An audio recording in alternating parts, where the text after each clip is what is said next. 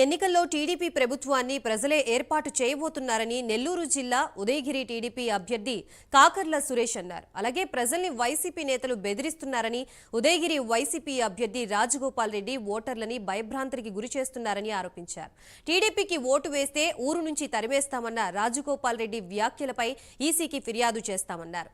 ఇక ఉదయగిరి నియోజకవర్గ అభివృద్ధి ప్రధాన ఎజెండాగా ముందుకు వెళుతున్నామని చెప్తున్న కాకర్ల సురేష్తో మా correspondent Suresh face to face. ప్రస్తుతం మనం ఉదయగిరి నియోజకవర్గం గండిపాలెం ప్రాంతంలో ఉన్నాం.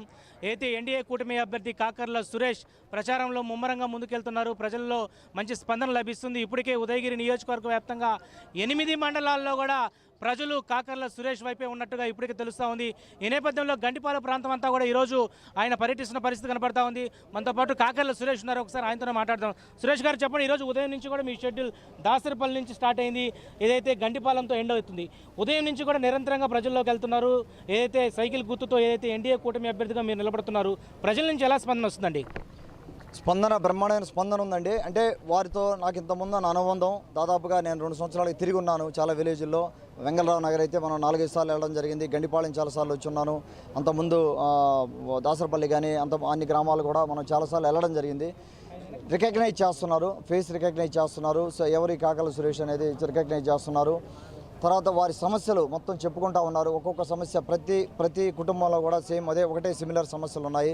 నీటి గురించి కానీ వాళ్ళ ఉద్యోగాల గురించి కానీ రకరకాల సమస్యలు చెప్పుకుంటూ ఉన్నారు. అది చూసుకుంటా ముందుకెళ్తా ఉన్నాం. ఈ రోజున గండిపాలెంలో ఉదయగిరి మండలంలోని గండిపాలెం గ్రామంలో ఉన్నాము. అపూర్వమైన స్పందన ఈరోజు ఇక్కడ ఎంతోమంది దాదాపుగా ఆడపడుచులు కానీ ఎంతోమంది యూత్ నా కోసం దాదాపు 2-3 గంటల నుంచి వెయిట్ చేయడం జరిగింది. ఇక్కడ వారందరికీ ధన్యవాదాలు చెప్పుకుంటా ఉన్నాం. సార్, ఈరోజు ప్రధానంగా యూత్ చాలా మంది ఆకర్షవంతులు అవుతున్నారు. ఈరోజు యువకుడు ఉండొచ్చు, విద్యావంతుడు, ఈరోజు అభివృద్ధిలో కీలకంగా మీరు పాత్ర ఉండబోతుందని చెప్పి నమ్ముతున్నారు. ఏంటి యువతకి ఏం చెప్పబోతున్నారు మీరు?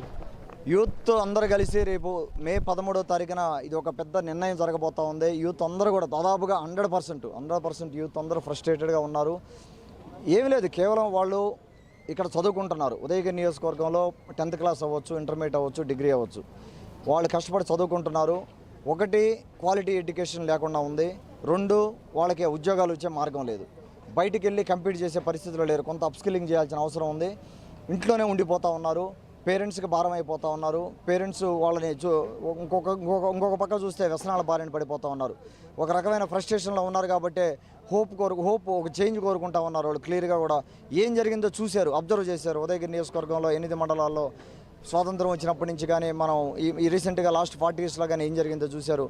ఒక నిర్ణయం తీసుకొని రెడీగా ఉన్నారు. మనం ఒక చేంజ్ చేసి కాకర్ల సురేష్కి, వేమిరెడ్డి ప్రభాకర్ రెడ్డికి ఒక అవకాశం ఇచ్చి చూడాలి. మనం 5 ఏళ్లలో వాళ్ళు ఎంతవరకు ముందుకు తీసుకెళ్తారనేది చూడాలని చెప్పి ఉత్సాహంగా ఉన్నారనేది నాకు స్పష్టంగా అర్థమవుతుంది. ప్రధానంగా ఉదయగిరి నియోజకవర్గంలో ఒకవైపు వైఎస్ఆర్సీపీ అభ్యర్థి అయినటువంటి రాజగోపాల్ రెడ్డి ఇటు ఓటర్లని బెదిరింపుల చర్యలు చేపడుతున్నారు. గతంలో 2-3 రోజుల క్రితమే మూలాపేట ఏదైతే ఆ ప్రాంతంలో కూడా శకునాలపల్లికి సంబంధించిన ప్రాంతంలో ఓటర్లను భయభ్రాంతులు చేస్తున్నారు. సైకిల్ గుర్తుకు ఎవరైనా ఓటేస్తే వాళ్ళందరూ కూడా గ్రామాల నుంచి తొలగిస్తూ ఉంటున్నారు. మీరేమంటారు? ఈరోజు రాజగోపాల్ రెడ్డిని ఈరోజు ఈసీ కూడా ఇంతవరకు ఎలాంటి నిర్ణయం తీసుకోవట్లే, ఏమంటారు చెప్పండి? ఒకటి, రాజగోపాల్ రెడ్డి గారు అలా మాట్లాడారంటే అది రాజగోపాల్ రెడ్డి గారు ఈరోజు కాదు. అది ఒకసారి మనం వెనక్కి తిరిగి చూసుకుంటే గత 5 ఏళ్లుగా వైసీపీ గవర్నమెంట్లో ఇదే రకమైన కార్యక్రమాలు జరిగినాయి. ఎవరు ప్రశ్నించినా కూడా వాళ్ళ మీద దాడి చేయడం, వాళ్ళ మీద కేసులు పెట్టడం, సామాన్య ప్రజానికానికి టీడీపీ కార్యకర్తలకి ఐపీసీ సెక్షన్లు పరిచయం చేయడం ఇదే కార్యక్రమంలో ఉంది. వాళ్ళు అదే పుణికిపుచ్చుకుంటూ ఉన్నారు. రాజగోపాల్ రెడ్డి గారు ఒక ఊరికి పోయి అదే మీరు చెప్పినట్టుగా సైకిల్ గుర్తుకు ఓటేస్తే ఊళ్ళో మిగలరని మాట్లాడుతూ ఉన్నారు. ఈసీకి కంప్లైంట్ చేయడం జరిగింది. అది దాని అసలు ఒకటి వాళ్ళ వే ఆఫ్, అంటే వాళ్ళ ఓటు అడగడం కానీ జనాలతో మాట్లాడడం కానీ అసలు ఒక రెస్పెక్ట్ అనేది లేదు. ఫస్ట్ ఆఫ్ ఆల్ ఓటర్ మీద రెస్పెక్ట్ లేదు. నేను క్లియర్గా చాలాసార్లు అడిగాను ఆయన్ని, రాజగోపాల్ రెడ్డి గారిని ఏం అడిగాను, మీరు వచ్చారు, మీరు ఎమ్మెల్యే అభ్యర్థిగా పోటీ చేస్తున్నారని తెలుసు, మీరు పవర్లో ఉన్నారు, వైసీపీ గవర్నమెంట్ పవర్ ఉంది, మీకు ఏం చేయగలిగారు? 1.5 yearలో ఏం చేయగలిగారు? ఏ ఊరికి పోయినా కూడా వాటర్ సమస్య ఉంది, తాగేదానికి నీళ్లు లేవు. కనీసం మీరు వాటర్ ట్యాంకర్లను పెట్టైనా, కనీసం ఉన్న ప్లాంట్లను రిపేర్ చేసి ఉండొచ్చు. ఏం పట్టించుకోవాలి. ఇప్పుడు మీరు ఏం చెప్తున్నారు? ఎమ్మెల్యేగా గెలిపిస్తే 5 ఏళ్లలో నేను అది చేస్తాను ఇది చేస్తానని చెప్తున్నారు. ఎలా నమ్మాలి మిమ్మల్ని? ఇన్ని రోజులు ఎలా నమ్మారు? ఇప్పుడు మిమ్మల్ని ఎలా నమ్మాలి? సో క్లియర్గా ప్రజలు ఇక్కడ అమాయకులేం కాదు. ఉదయగిరి నియోజకవర్గంలో అందరూ విద్యావంతులు ఉన్నారు, మేధావులు ఉన్నారు. రాజకీయంగా చాలా అవేర్నెస్ ఉంది ఇక్కడ. సురేష్ గారు, ఇక్కడ ఏదైతే 5 ఏళ్ల పాటు చేసినటువంటి వైఎస్ఆర్సీపీని మీరు తిప్పిపోతున్నారు, ఏంటి కాకర్ల సురేష్ ఎందుకు ఓటేయాలంటే మీరేం చెప్పబోతారు చెప్పండి? కాకర్ల సురేష్ ఓటేసేది కాదు. ఒకసారి మీరు 2 రకాలుగా చూడాలి దీన్ని. ఒకటి చంద్రబాబు గారి నాయకత్వం, జగన్మోహన్ రెడ్డి గారి నాయకత్వం. జగన్మోహన్ రెడ్డికి 151 సీట్లు ఇచ్చి గోల్డ్ ప్లేట్ ఇచ్చి చేతిలో పెట్టారు. నేను కూడా మొదట అనుకున్నాను, ఒక సంవత్సరం చూసాం మేము కూడా. ఎప్పుడైతే ప్రజావేదిక కూల్చారో అక్కడి నుంచే డిస్ట్రక్షన్ స్టార్ట్ అయింది. తర్వాత క్యాపిటల్ జోలికి వెళ్ళారు. క్యాపిటల్ని ఫండమెంటల్గా క్యాపిటల్ అనేది ఒక అర్థం పర్థం లేని వ్యవహారంతో మూడు ముక్కలు ఆట చేయడానికి ట్రై చేశారు. కనీసం కానీ కొంతవరకు కానీ డెవలప్ చేసి ఉంటే అమరావతిని ఈ రోజున 1 లక్షల మందికి ఉద్యోగాలు వచ్చుండే, అది చేయలేదు. దాన్ని పక్కన పెట్టారు. ఈ రోజున రాజధాని అయిందో ఎవరికి తెలియదు.